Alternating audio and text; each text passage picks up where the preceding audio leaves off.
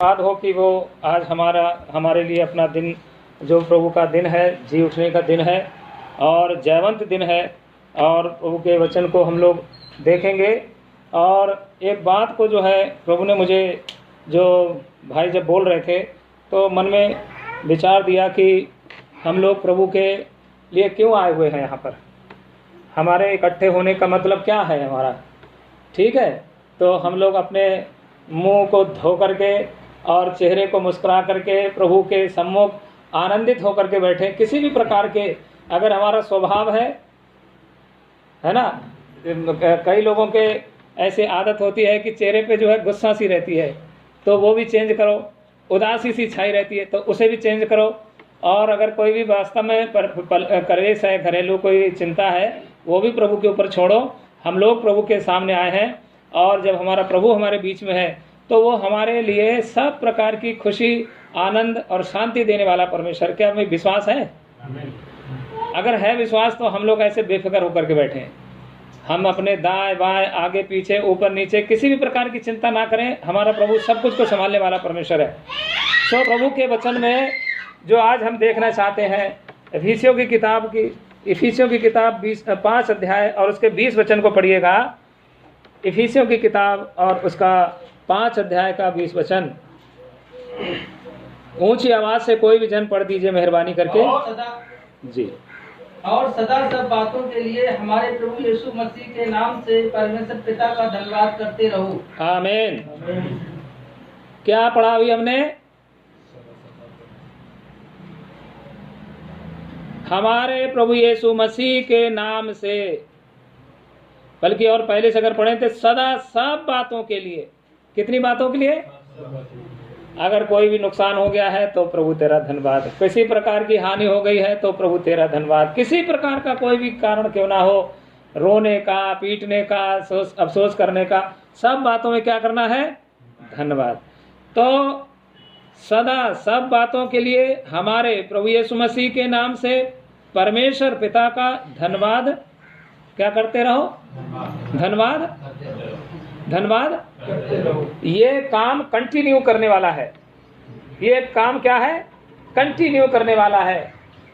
और अगर इस बात के लिए, जैसे बहुत से लोग जब प्रभु के पास आते हैं तो पहले सवाल करते हैं हमें करना क्या पड़ेगा, हमें करना क्या पड़ेगा। तो अब उन्हें बताओ कि भाई, मैं तो अक्सर ये कहता हूँ कि भैया ऐसा है, बच्चा जब जन्म लेता है तो पहले ही परमेश्वर से ये नहीं पूछता कि हमें करना क्या पड़ेगा। अगर पूरे जीवन की रूपरेखा अगर उसको बता दी जाए तो वो तो उसी दिन ही मर जाएगा, माँ के गर्भ में ही मर जाएगा। भैया मुझे नहीं जाना, मैं नहीं भैया संसार में जाऊंगा।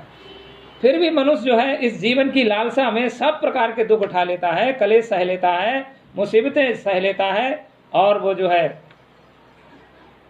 जीवन का संघर्ष करता रहता है। तो यहाँ पर जो हम देख रहे हैं कि हमारे प्रभु यीशु मसीह के परमेश्वर, हमारे प्रभु यीशु मसीह के नाम से परमेश्वर पिता का धन्यवाद करते रहो। हमारे आने का जो कारण है, हमारे जो इकट्ठे होने का कारण है कि सप्ताह भर तक प्रभु ने हमारी सहायता की, सप्ताह भर तक प्रभु ने हमें संभाला, सप्ताह भर तक प्रभु ने हमारे काम पूरे किए।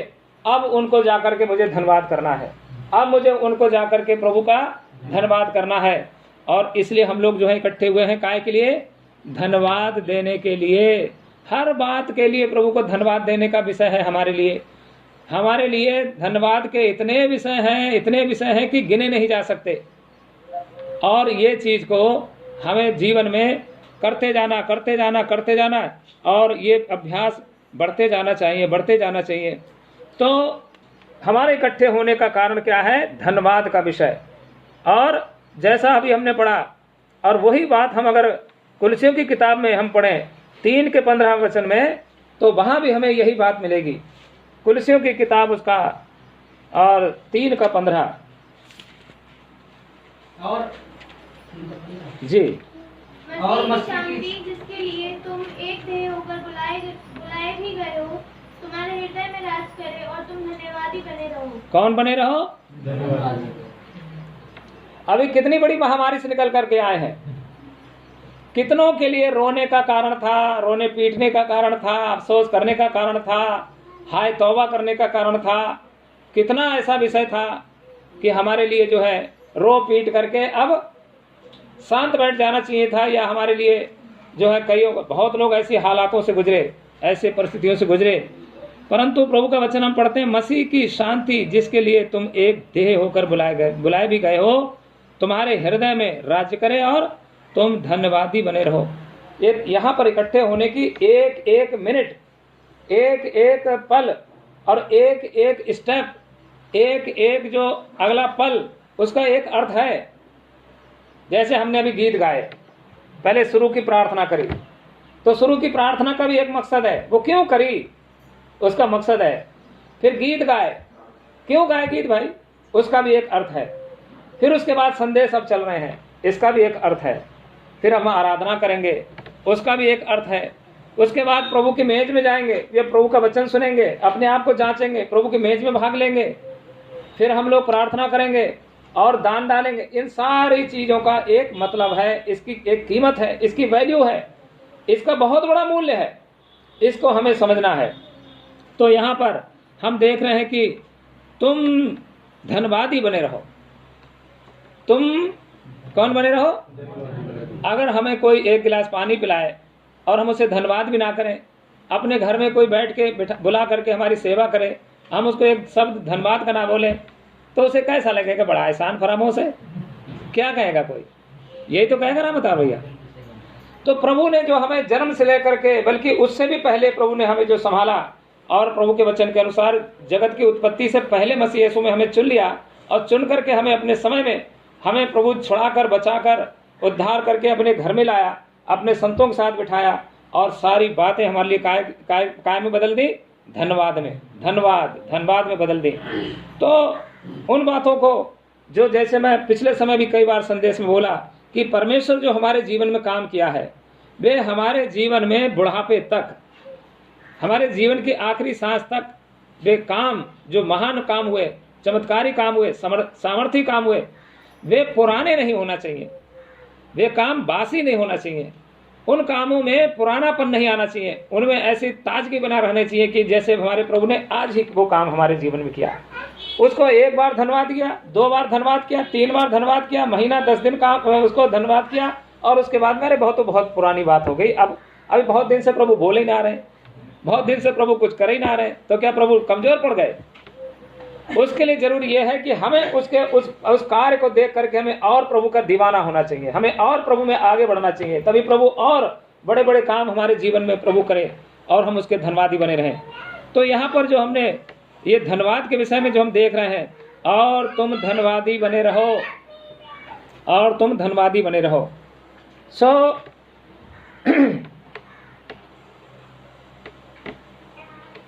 फिर हम अगर ये बात को और भी देखें तो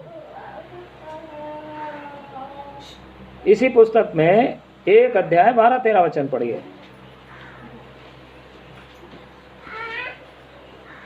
1 अध्याय 12-13 जी। और पिता का धन्यवाद करते रहो, जिसने हमें इस योग्य बनाया कि ज्योति में पवित्र लोगों के साथ मीरास में सहभागी हो। उसी ने हमें अंधकार के बस से छुड़ाकर अपने प्रिय पुत्र के राज्य में प्रवेश कराया। है ना? पिता का क्या करते रहो?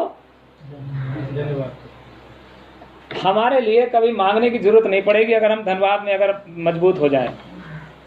हमारे लिए प्रभु से कुछ मांगने की जरूरत नहीं पड़ेगी अगर हम धन्यवाद देना सीख जाए, क्योंकि जिन कामों को प्रभु ने हमारे साथ कर दिया उनको हमने धन्यवाद ही नहीं किया। तो प्रभु के वचन में लिखा है, जो थोड़े से थोड़े में विश्वास योग्य रहेगा तो वो बड़े से बड़ी बातों में भी धन्यवाद रहेगा, वो विश्वास योग्य रहेगा। तो जो काम प्रभु ने बड़े बड़े हमारे साथ किए उनके लिए हम धन्यवादी नहीं हुए, इसलिए हमारी आशीष रुक गई। पहले उनको तो धन्यवाद करो जो प्रभु ने काम कर दिए, उनके लिए, प्रभु के लिए ऐसा धन्यवाद करो जिससे प्रभु का मान बढ़े, प्रभु का नाम बढ़े और प्रभु की महिमा हो, और इस प्रकार से हम इस काम में और भी बढ़ते जाएं और प्रभु के नाम को ऊंचा उठाएं।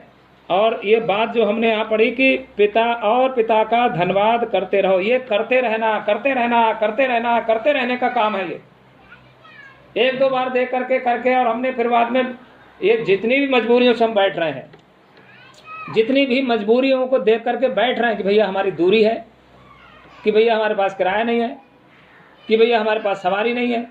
तो ये सब शैतानी जुमले हैं।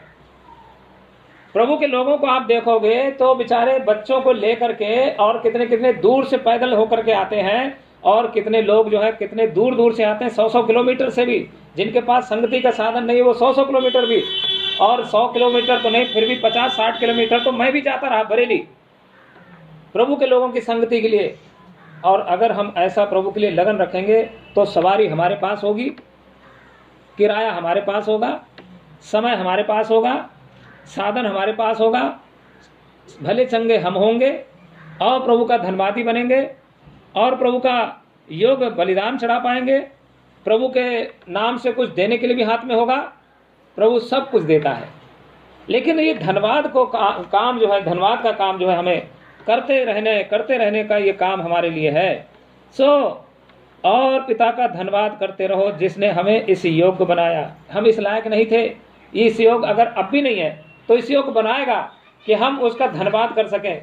अगर अभी ऐसा लग रहा है कि हम नहीं कर पाते हैं या हम नहीं कर पा रहे हैं, लगातार नहीं हो पा रहा, तो वो इस योग्य बनाएगा। प्रभु के वचन में हम पढ़ रहे हैं कि जिसने हमें इस योग्य बनाया कि ज्योति में पवित्र लोगों के साथ, किनके साथ? भजन कीर्तन तो करो लेकिन पवित्र लोगों के साथ। प्रभु का दास दाऊद भी कहता है, भजन संहिता 16:3 में पढ़ो, भजन संहिता 16:3 में, कि वो कैसे करके दीवानगी दिखाता प्रभु के संतों के विषय में। पृथ्वी पर जो पवित्र लोग हैं, हाँ, वे ही आदर के योग्य हैं, हाँ, और उन्हीं से मैं प्रसन्न रहता हूँ। उन्हीं से मैं, जो पृथ्वी पर पवित्र लोग हैं उन्हीं से मैं प्रसन्न रहता हूँ, और वे ही आदर के योग हैं, है ना। तो इस बात के लिए जो यहाँ पर हम पढ़ रहे हैं कुलसियों की 1:12 में है, जिसने हमें इस योग बनाया और कि ज्योतिर्मय पवित्र लोगों के साथ। ये प्रभु जैसे आप अपने घर में भी कर सकते हो, वो एक अलग है धन्यवाद का विषय। अपने परिवार के साथ कर सकते हो, वो एक अलग विषय है। लेकिन जो उद्धार पाए हुए लोग हैं, लहू से खरीदे हुए लोग हैं, प्रभु के लहू से धोए हुए लोग हैं, पवित्र लोग हैं, उनके साथ भी धन्यवाद करने का एक विषय है। और वो प्रभु के जी उठने के दिन के लिए इसलिए संगति लगाई गई है। तो पवित्र लोगों के साथ मीरास में सहभागी हो, उसी ने हमें अंधकार के वश से छुड़ाकर अपने प्रिय पुत्र के राज में प्रवेश कराया। तो पिता का धन्यवाद करते रहो। मेरा विषय ये है। मेरा विषय क्या है? पिता परमेश्वर का धन्यवाद करते रहो। कितनी बातें हैं धन्यवाद की, गिनी नहीं जा सकती हैं। और उनके लिए हम अगर धन्यवाद नहीं कर रहे हैं तो हमारी आशीषें भी रुक जाएंगी। अगर हम धन्यवाद नहीं कर रहे हैं, जो काम प्रभु ने किए उन्हीं के लिए हमने थैंक्स नहीं बोला, तो और फिर मेन तो जो है प्रभु ने हमारे लिए हमेशा के लिए जो काम कर दिया, हम सोच रहे हैं कि शायद हमारी रोजी रोटी का विषय है कोई, हमारी हारी बीमारी का कोई विषय है कोई, या कोई और काम धाम का कोई है विषय। तो इसलिए ये तो सब छोटी बातें हैं, लेकिन सबसे बड़ा काम जो प्रभु ने क्रूस पर किया, तो उस काम के लिए प्रभु के लिए हम हमेशा धन्यवादी बने रहें। और प्रभु ने यही बात को जो हम अगर पढ़ें लूका 11 अध्याय में, 22 अध्याय में, लूका 22 अध्याय में, तो वहाँ पर कैसे प्रभु ने इस विषय को हमारे लिए ठहराया। 17 वचन में पढ़िएगा, बल्कि और उससे पहले चलिए, हाँ 14 से पढ़िएगा। जब घड़ी आ पहुंची तो वह प्रेरितों के साथ भोजन करने बैठा। यहाँ पर ध्यान करो, प्रभु के साथ भीड़ बहुत चलती थी, पर उस भीड़ को लेकर नहीं वो बैठा, परंतु अपने चेलों को लेकर के बैठा, जो चुने हुए लोग थे। और इस समय जो हम और आप लोग हैं, प्रभु जो है हमें और आपको ये सौभाग्य दिया है कि उसकी मेज में हम लोग भागीदार हों, उसकी मेज में हम लोग शामिल हों। ये सबके लिए भागीदारी नहीं है कि जो चाहे आकर इसमें भाग ले और सब अपना काम बनाए, परंतु जो प्रभु के लहू से खरीदे हुए लोग, कीमती लोग हैं, वो मूल्यवान लोग हैं, उनको प्रभु ने ये काम जो करने जा रहा था पहले से इसका प्रतीक ठहराया और कहा वो प्रेरितों के साथ भोजन करने बैठा। प्रभु ने कहा जहाँ कहीं 2 या 3 मेरे नाम से इकट्ठे होते मैं उनके बीच में होता हूँ। इस मेज का संस्थापक हमारा प्रभु यीशु मसीह है। इस मेज में शामिल करने के लिए प्रभु ने हमें और आपको रखा है, और हम इस बात के लिए हम कितना दीवाने हैं, यह लगन है हमें इस बात को जानना और उसकी मूल्य को समझना है। 15 वचन पढ़िएगा।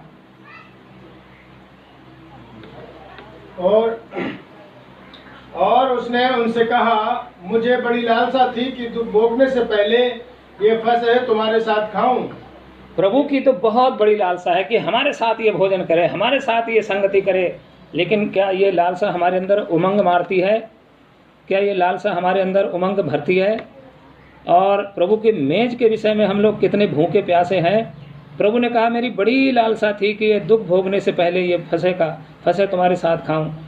और तो फिर आगे चल के देखो 17 वचन पढ़ना भाई।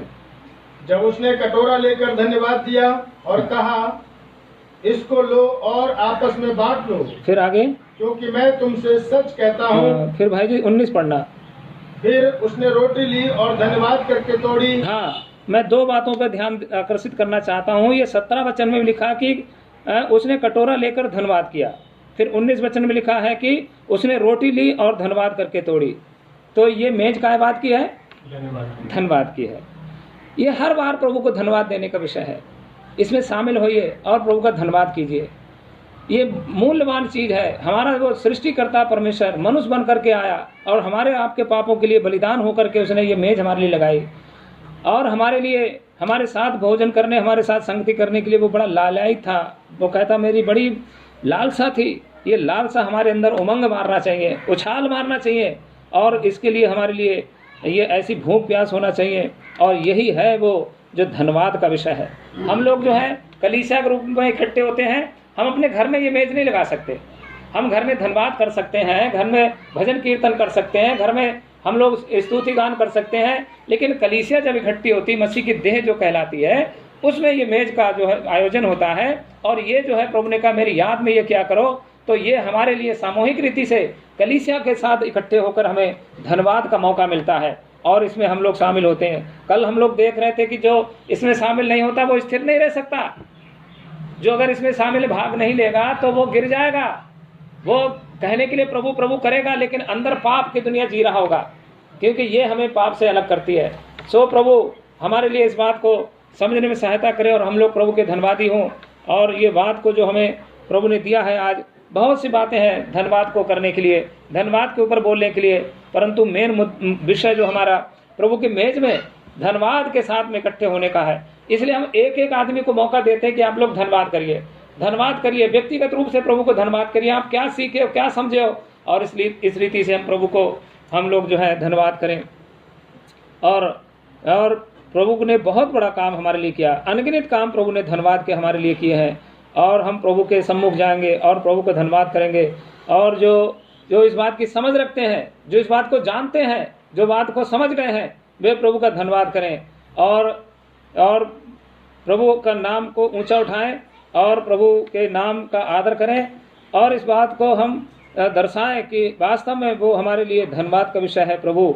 और सभी भाई बहनों को मौका है कि प्रभु के चरणों में बारी बारी से धन्यवाद चढ़ाएं।